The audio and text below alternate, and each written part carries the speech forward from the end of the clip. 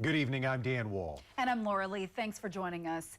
A new exhibit with work displayed by local artists opened today. It's called Folks of Duluth, using photography as a medium to tell the stories of those often unheard. Northern News Now's Cara Kopp caught up with the artist today for a first-hand look. Crystal Cusisto has spent her entire life fighting. I've gone through a lot. I've gone through a lot of things that I'm not proud to talk about. Life getting especially tough for Cusisto earlier this year when tragedy struck. I didn't have the finances to pay my rent.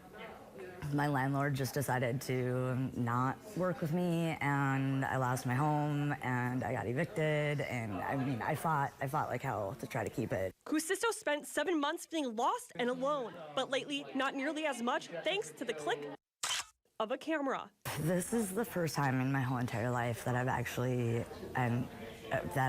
felt like I've been heard. Behind that camera was Max Brunner, a local photographer on a mission.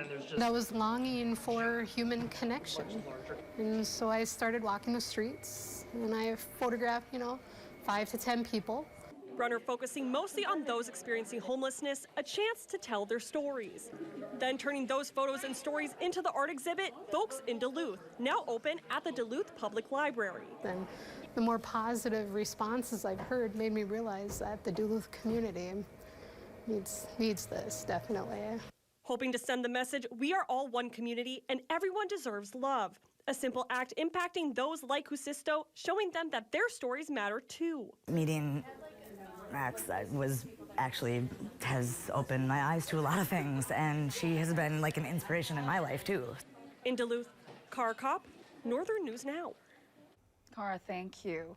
50% of the proceeds Brunner makes from selling her photos are being donated to Duluth Harm Reduction Sisters. The exhibit's opening coincided with all the Pride celebrations getting underway in the Twin Ports this evening.